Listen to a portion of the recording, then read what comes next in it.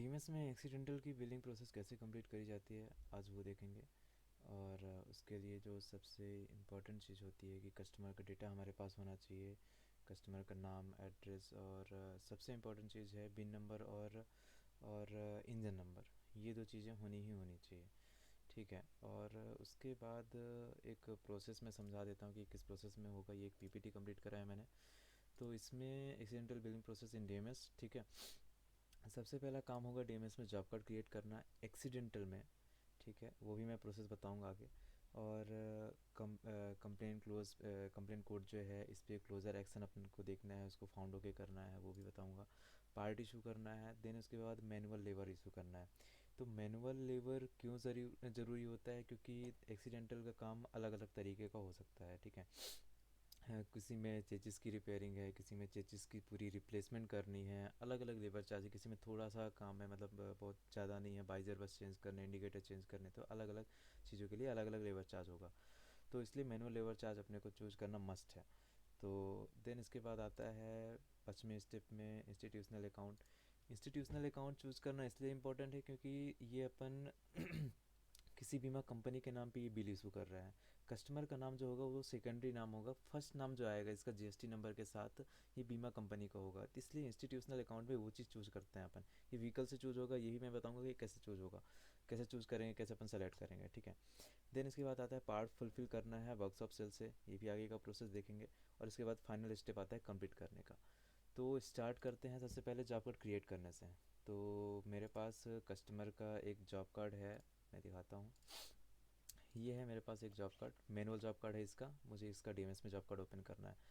और इसके लिए मुझे मेरे पास इंजन नंबर, चेसिस नंबर भी नहीं है, सिर्फ गाड़ी नंबर है कस्टमर का। तो मेरे पास, मैं एमपी में हूँ, तो मेरे पास एक मध्य प्रदेश का एक ऑफिशियल वेबसाइट है एमपी ट्रांसपोर्ट का।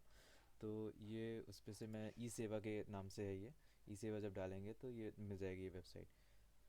तो सबसे पहले इसमें रजिस्ट्रेशन नंबर डाल देता हूँ मैं। और रजिस्ट्रेशन नंबर डालने के बाद इसमें इंजन नंबर, चेसिस नंबर आ जाएगा। तो रजिस्ट्रेशन नंबर डालता हूँ मैं।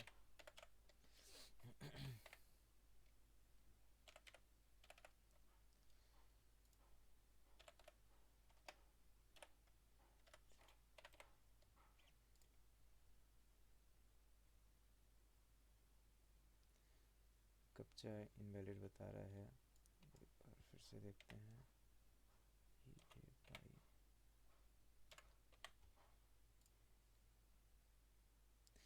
ये है उस कस्टमर का नाम। और ये है अपन ने यहाँ से चेचिस नंबर कॉपी किया, और ये मैंने B20 आईडी लॉगिन करी हुई है डीएमएस में। ठीक है। तो इसमें सबसे पहले अपने को जाना है सर्विसेज में। सर्विस में जाने के बाद अपन यहाँ पे न्यू करेंगे। न्यू करने के बाद यहाँ पे नीचे आ जाएंगे, नीचे यहाँ पे बिन नंबर पे बिन नंबर को पेस्ट कर देंगे। और देन इसके बाद है इंजन नंबर। इंजन नंबर को यहाँ पर पेस्ट करके इंटर नहीं करना है अपने को, क्यूरी एनी व्हीकल करना है।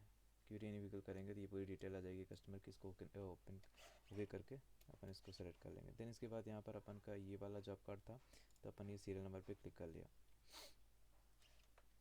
जॉब कार्ड ओपन करने का सबसे इजी मेथड ये होगा कि आप टैब से ओपन करें तो ज़्यादा बेटर है, क्योंकि टैब में सिर्फ चेचिस नंबर चाहिए होगा। और मुश्किल से 10 सेकंड 15 सेकंड के अंदर अंदर जॉब कार्ड ओपन हो जाएगा। इसमें थोड़ा सा लेंदी प्रोसेस होता है जॉब कार्ड का डीएमएस पे, डेस्कटॉप पे। तो nature of job card choose करेंगे सबसे पहले। यहाँ पे एक्सीडेंटल चूज़ करेंगे।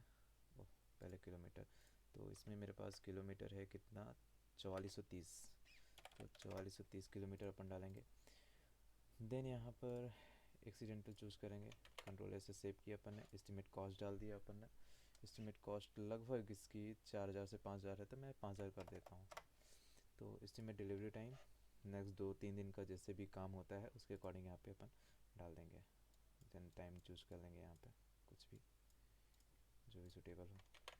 देन इसको सेव करने के बाद अपन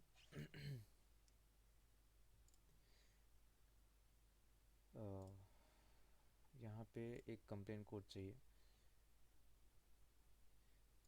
एटलीस्ट वन कंप्लेन कोड। तो यहाँ पर कंप्लेन कोड डालेंगे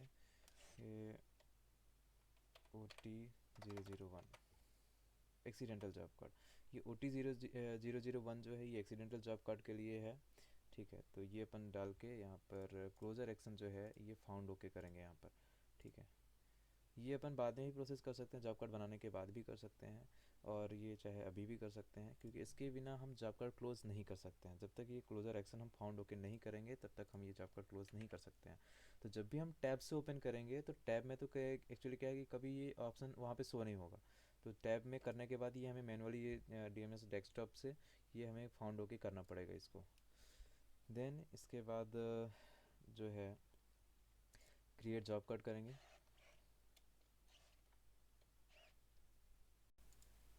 ये जॉब कोड ओपन हो चुका है, नेटवर्क इशू था, सॉरी फॉर दैट। अब ये सही से चल रहा है नेट। तो जॉब कोड ओपन हो गया एक्सीडेंटल के अकॉर्डिंग, एक्सीडेंटल के अंदर। ठीक है, तो अब अगला काम क्या होगा लिस्ट में देखते हैं अपन। पहला तो जॉब कोड ओपन करना हो गया, जॉब कोड ओपन हो गया। अब कंप्लेन कोड का अपन ने जो फाउंड ओके जो क्लोजर एक्शन किया था, मेन काम अपने को यही करना था जो कि अपन ने कर चुका है पहले ही जॉब कार्ड बनाते समय। ठीक है, तब जॉब्स में जाएंगे वापस से। यहाँ पर एक चीज़ याद रखना है कि ये जॉब कार्ड जो नंबर है ना, इसको मस्ट है कि ये ध्यान रखना है। ठीक है, तो यहाँ पर मेरे केस में ये 3417 है, तो मैं फाइंड पे क्लिक करेंगे। फाइंड पे क्लिक करने के बाद यहाँ पे सर्विस रिक्वेस्ट में जॉब कार्ड नंबर स्टार के साथ मैंने वो चीज़ पेस्ट कर दिया। पेस्ट करने के बाद इंटर किया और ये अपने को साइड विंडो खुला, साइड विंडो में मैंने ये क्लिक कर दिया। ठीक है, देन इसके बाद SR पे क्लिक करेंगे अगेन। SR पे क्लिक करने के बाद ये जॉब कार्ड पे खुला हुआ है, ये देखना है अपने को। जॉब कार्ड कस्टमर का नाम वगैरह मैच कर लेना है। ठीक है, और यहाँ पर जॉब कार्ड है। ठीक है, जॉब कार्ड में जब जाएंगे अपन तो दो चीज़ें इशू करने को आएगा, एक है जॉब्स और एक है पार्ट। तो जॉब्स पे जो मैं बोल रहा था यहाँ पे कि अपने को मैनुअल लेबर चार्ज डालना है, वो चीज़ यहाँ पे डालेंगे। ठीक है, पहले तो अपन पार्ट्स इशू कर लेते हैं जितने भी हैं।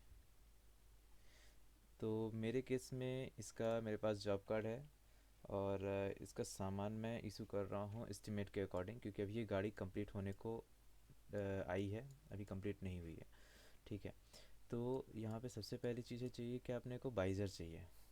तो बाइज़र किस कलर में है, आप कलर के अकॉर्डिंग ही उसको देना।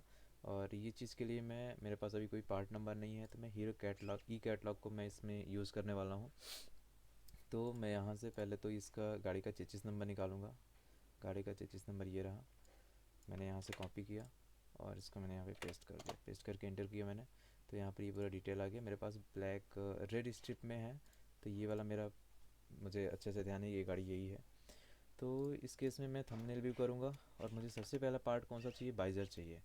बाइज़र, तो बाइज़र मैंने यहाँ से लिया, इसका बाइज़र 40 नंबर है, ये अपन ने यहाँ से चूज़ किया। और देन अपन इसको इस पे यहाँ पे पेस्ट कर देंगे। ये पार्ट्स में जाके यहीं पे क्लिक किया अपन ने, और ये अपन ने पेस्ट किया। पेस्ट करने के बाद यहाँ पर लास्ट में यस लगाएंगे, और बाकी जो डैश है सभी जगह उसे हटा देंगे। ठीक है, ये हो गया। रिप्लेसमेंट कोड यहाँ पर अपन 9999 डालेंगे, 4 टाइम 9। और देन इसके बाद यहाँ पे अपन क्लिक करेंगे, ये आ गया एक्सीडेंटल। ठीक, और दूसरा पार्ट हमारे पास है, यहाँ पे पैनल है, किस साइड का है, आई थिंक सो कि ये राइट साइड का पैनल है। तो राइट साइड का पैनल,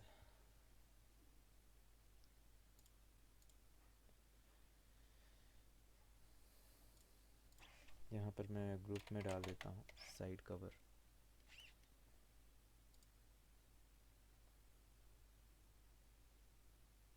ये लेफ्ट साइड का है, ये राइट साइड का है। राइट साइड का पैनल, यस। और ये जैसे मैंने पहले बताया, कामा सभी हटा देना है, 9999। यहाँ पर इसको चूज़ कर लेंगे मैनुअली। अब जो इसके बाद तीसरा पैनल है वो लेग गार्ड है।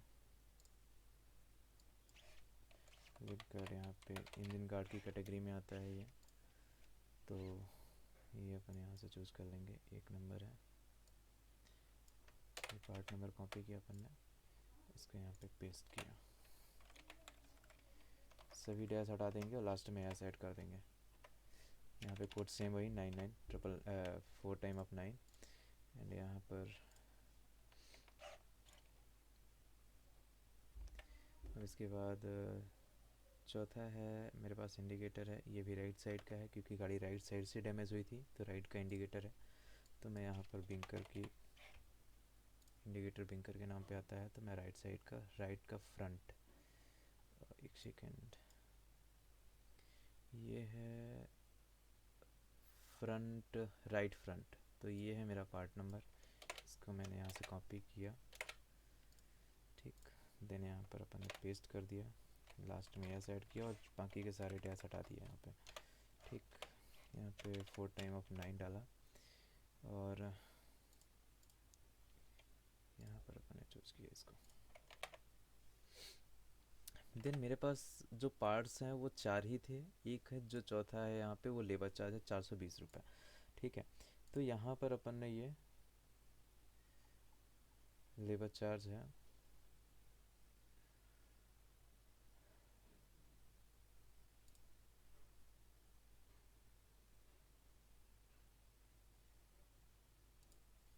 यहाँ पर ऐड करेंगे, न्यू पे क्लिक करके, और यहाँ पर जॉब कोड डालेंगे। जो एक्सीडेंटल में जो मैनुअल प्राइस के लिए जो जॉब कोड डालना है वो सबसे इम्पोर्टेंट चीज़ है। यहाँ पे डालना है 10 20 32। इसके बाद टैब दबाना है अपने को। यहाँ पर कंप्लेन कोड सेम एक ही ऑप्शन दिखेगा, एक्सीडेंटल, यहाँ पर क्लोजर एक्शन यहाँ पे फाउंड होके दिखा रहा है, ठीक है। देन यहाँ पर अपने को मैनुअल प्राइस डालनी है। मैनुअल प्राइस जो अपने को यहाँ पे डालना है वो विदाउट जीएसटी होना चाहिए, ये जीएसटी ऑटोमेटिक कैलकुलेट करेगा। तो मेरे केस में यहाँ पर जो एक्चुअल इसकी प्राइस है जीएसटी इंक्लूड करके वो 420 रुपये है। तो मैं जीएसटी कैलकुलेटर खोल लेता हूँ, मैं ये कैलकुलेटर मैं अटैच कर दूँगा। ये एक्सेल का मैंने कैलकुलेटर बनाया हुआ है जीएसटी का। लेबर चार्ज में 18% जीएसटी लगेगी, दैट्स वाई ये 18 ही रहने देते हैं। और जो लेबर इंक्लूड जीएसटी है मेरा वो 420 रुपये, तो 420 रुपये यहाँ पे डाल के एंटर कर देंगे। तो जो बिना जीएसटी के जो अमाउंट डालना है अपने को वो ये वाला रहेगा, तो 355.93। तो ये अपने को डालना है यहाँ पर 355.93, ठीक। देन इसके बाद यहाँ पे टैब क्लिक करके प्राइस ऑल करना है। प्राइस ऑल करने के बाद अपने को यहाँ पे देखना है लास्ट में, जैसे एक बार और प्राइस ऑल कर देते हैं, अगर प्राइस नहीं दिख रहा है तो ये अब आ गया, ये जीएसटी कैलकुलेट होके आ गया।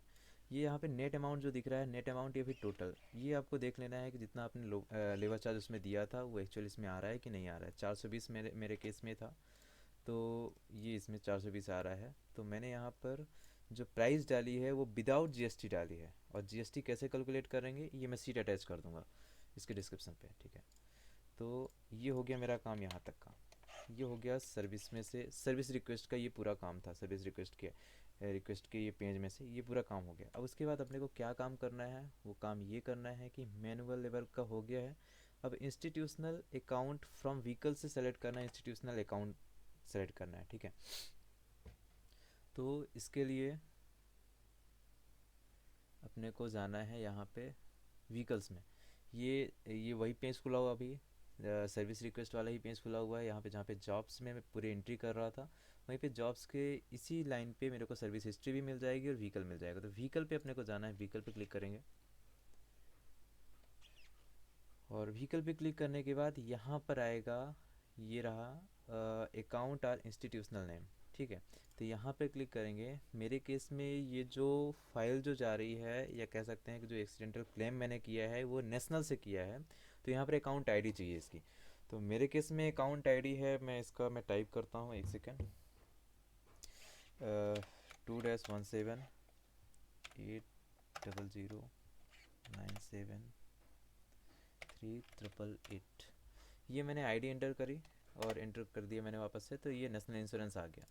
देन अपन को इसको क्लिक कर सेलेक्ट कर लेना है और कंट्रोल एस से सेव कर देना है इसको। देन ये भी अपना काम हो गया। 5वां स्टेप जो है बहुत इजी है, वो सारे काम हो गए, यहाँ तक कि पूरे के पूरे काम हो गए, बहुत ही ईजी है।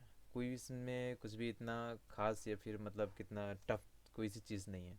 देन इसके बाद आता है आप 6वां नंबर पे, पे कि पार्ट फुलफिल करना फ्रॉम वर्कशॉप सेल। तो अपने को यहाँ पे जॉब्स पे जाना है। जॉब्स पे जाने के बाद पहले तो अपने को ये देखना है कि जॉब कार्ड नंबर क्या है, ध्यान रहना चाहिए कि जॉब कार्ड नंबर क्या है अपना।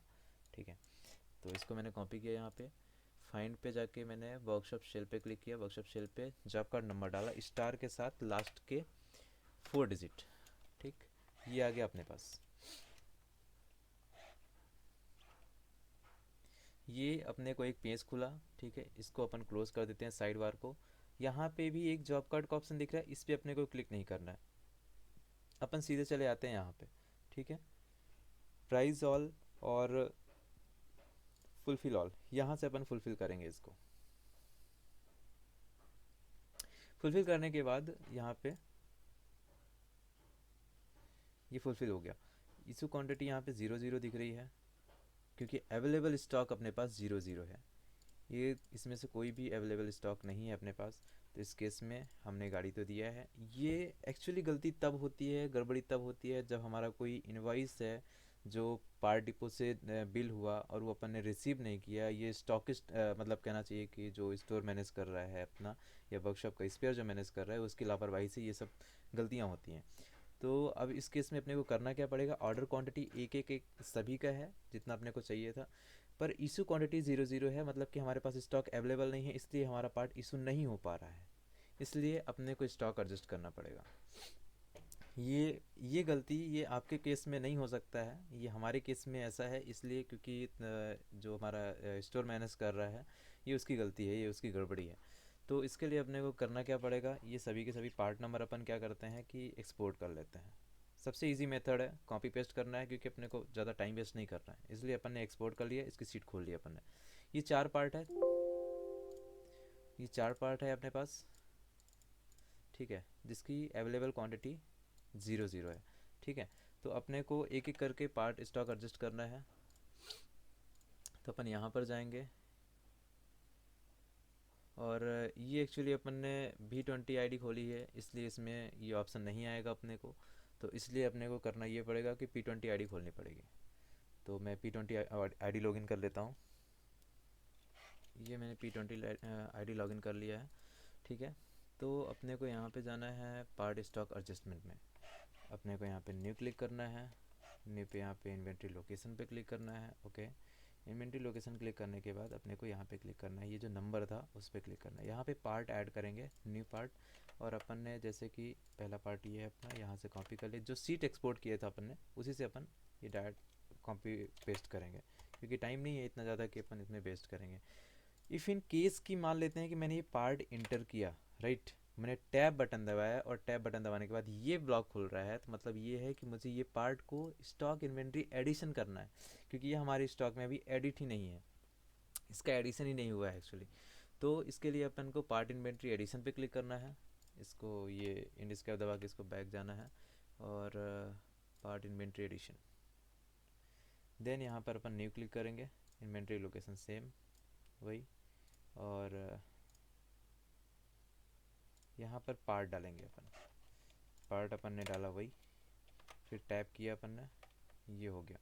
ये अपन क्वांटिटी 1 डाल देते हैं यहाँ पर। ठीक है, क्वांटिटी 1 डाला अपन ने, एडिशनल हमने लिख दिया यहाँ पे फॉर एक्सीडेंटल, फॉर एक्सीडेंटल। ठीक, देन इसके बाद अपन दूसरा ही पार्ट ऐड कर लेते हैं, क्योंकि इसमें देखो देखिए कि अवेलेबल क्वांटिटी 0 0 दिखा रही है, मतलब इसमें कुछ ब्लैंक है, जीरो भी नहीं दिखा रहा है, ब्लैंक दिखा रहा है। दैट मीन्स कि ये तीनों पार्ट जो हैं अपने को स्टॉक में एडिशन करना पड़ेगा। अगर इसमें देखो देखिए ये जो है 0 जो इसमें दिख रहा है, तो इसको अपन स्टॉक एडजस्ट करेंगे तो भी एडजस्ट हो जाएगा। बट यहाँ पे एक सेकेंड, ये 3 पार्ट जो है, ये तीनों पार्ट का हमें एडिशन करना पड़ेगा। दूसरा पार्ट अपन ने कॉपी किया यहाँ से, यहाँ पे पेस्ट किया, यहाँ पे टैब क्वांटिटी 1 डाली, फिर न्यू किया, फिर ये तीसरा पार्ट अपन ने यहाँ से लिया। ठीक, ओके, यहाँ पे रिमार्क चाहिए for accidental, for accidental, and then new click किया, देन वापस से वही किया सेम, रिमार्क में। ठीक, कंट्रोल ऐसे सेव किया और प्रोडक्ट एडिशन पे क्लिक कर दिया, ये एडिशन हो गया। देन इसको भी एडिशन किया अपन ने, ये भी एडिशन हो गया। देन इस पर क्लिक किया, ये भी एडिशन हो गया। ये तीनों के तीनों एडिशन हो जाएंगे तो यहाँ पे डेट और टाइम सब कुछ दिखाने लग जाएगा। ये एडिशन हो चुका है। मतलब अपन के स्टॉक में ये ज़ीरो था, अपन ने क्वांटिटी इसको एक एक करके रखी है, दैट मीन्स कि इसको अब स्टॉक एडजस्ट करने की आवश्यकता नहीं है। ठीक है, तो अब इसको भी अपन चेक कर लेते हैं कि इसको एडिशन करने की आवश्यकता है कि नहीं है, क्योंकि इसकी अवेलेबल जो है वो ज़ीरो दिखा रहा है। अपन इस पर क्लिक किया, ये यहाँ पर जब भी कभी ऐसा केस होगा तो ये आपको मान के चलना है कि ये स्टॉक, ये जो पार्ट है ये अपने इन्वेंट्री की लिस्ट में है, बट वो स्टॉक उसका ज़ीरो है। ठीक, तो इस केस में ये यहाँ पर ऑलरेडी दिखा रहा है part already exist in inventory. ठीक है, तो ये नहीं लेगा, इसको अपने को स्टॉक को वापस से एडजस्ट करना पड़ेगा। पार्ट स्टॉक एडजस्टमेंट में जाके वापस से अपन को यही करना है। ये अपन ने खोला था, इसको अपन ने ओपन करेंगे, यहाँ पे न्यू क्लिक करके यहाँ पे पार्ट नंबर कॉपी करके अपन टैब दबाएंगे तो ये ओपन खुले, ये खुल जाएगा। देन इसके बाद अपन को ओके कर देना है। ठीक है, ओके करने के बाद यहाँ पे सिस्टम स्टॉक ज़ीरो दिखा रहा है, जो कि यहाँ पर भी ज़ीरो दिखा रहा था। और यहाँ पर फिजिकल स्टॉक जो है इसको अपन एक कर देंगे फ़िलहाल। ठीक है, एक करने के बाद यहाँ पर एडजस्ट का ऑप्शन आ जाएगा। एडजस्ट करने के पहले यहाँ पर अपन रिमार्क डाल देंगे फॉर एक्सीडेंटल अगेन। देन इसके बाद इसको एडजस्ट करेंगे। एडजस्ट करने के बाद यहाँ पे कमिट का एक ऑप्शन आएगा, ये एक ऑटोमेटिक डिस्प्ले होगा। यहाँ पर कमिट करने के बाद ये क्लिक करेंगे। क्लिक करने के बाद यहाँ पे इसको डन कर देंगे। ठीक है, कंट्रोल ऐसे सेव कर दिया अपन ने, ये एडजस्टमेंट हो गया स्टॉक।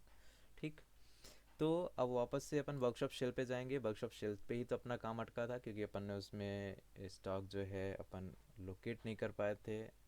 ठीक है, तो यहाँ पर वापस से जाएंगे। अपना था 3417, 3417 जॉब कार्ड नंबर था अपना।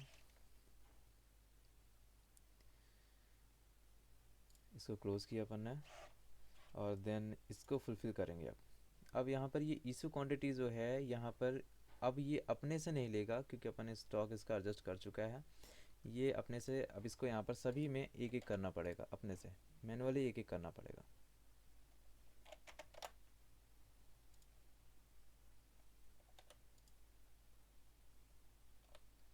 देन इसके बाद फुलफ़िल करेंगे। अब ये अवेलेबल स्टॉक जो है ज़ीरो ज़ीरो हो जाना चाहिए।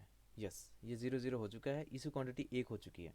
जब हम कोई भी सामान इशू कर चुकेंगे ना, तो फिर ऑटोमेटिक ये अपने पास यहाँ पर एक ऑप्शन आ जाएगा डी अलोकेट का। ठीक है, तो जब मान लेते हैं कि हमें किसी और दूसरे को सामान देना है या फिर हमें सामान हटाना है, डीलोकेट करना है, तो ये ऑप्शन पे क्लिक करेंगे तो वापस से ये डीलोकेट हो जाएगा। अपन ने वापस इसको फुलफ़िल कर दिया।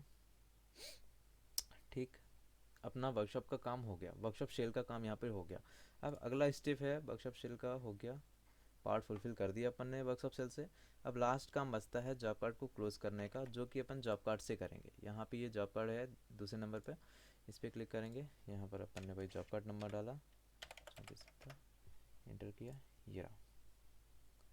इसको क्लोज कर देंगे।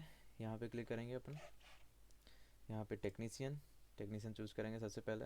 ये सबसे पहला ये मेन मिस्त्री है अपना, हेड मैकेनिक है, तो काम इसी ने किया है, तो अपन ने इसको चूज़ किया है इसमें। और देन यहाँ पे कंप्लीट करने के पहले ये इंडिविजुअल है, इंडिविजुअल को अपन इंस्टीट्यूशनल करेंगे। इंस्टीट्यूशनल करने के बाद अपन अकाउंट इंश्योरेंस अकाउंट चूज़ करेंगे। इंश्योरेंस अकाउंट चूज़ करने के लिए अपन ये क्लिक करेंगे। दो ही अपने पास ऑप्शन है, टाटा और टाटा एआईजी और नेशनल इंश्योरेंस। तो अपना ये नेशनल इंश्योरेंस का केस है, तो ये नेशनल इंश्योरेंस क्लिक कर देंगे। क्लिक करने के बाद सेव करेंगे। सेव करने के बाद यहाँ पर कंप्लीट करने के पहले अप्लाई कैंपेन करेंगे, वैलिडेट कैंपेन करेंगे। हो सकता है कि जिस टाइम पे आप ये वीडियो देखें तो ये ऑप्शन अवेलेबल भी होगा या फिर नहीं भी होगा, ये आपके उस टाइम के अकॉर्डिंग डिपेंड कर सकता है, क्योंकि अभी कैंपेन चल रहा है इसलिए यहाँ पे ये ऑप्शन दिख रहा है। तो इसलिए अपने को वैलिडेट कैंपेन करना पड़ेगा। देन इसके बाद यहाँ पर कंप्लीट पे क्लिक करेंगे। जब सब कुछ ओके होगा, हर चीज़ जब हो चुकी होगी, तब कंप्लीट करने के बाद अपन कहीं भी एक क्लिक कर देंगे तो जनरेट इनवाइस का ऑप्शन आ जाएगा।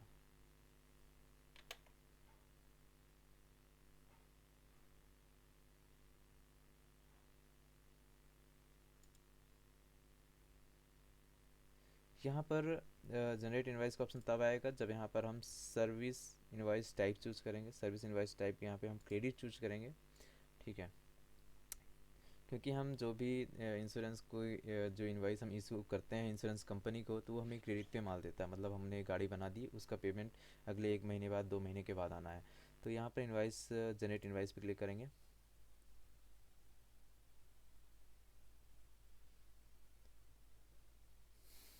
देन ये इनवाइस जनरेट हो चुकी है। अब इसका प्रिंट करना है अपने को, तो यहाँ पर ये क्लिक करेंगे, रिपोर्ट, और देन यहाँ पर ये सातवां ऑप्शन क्लिक करेंगे, 1 2 3 4 5 6 7।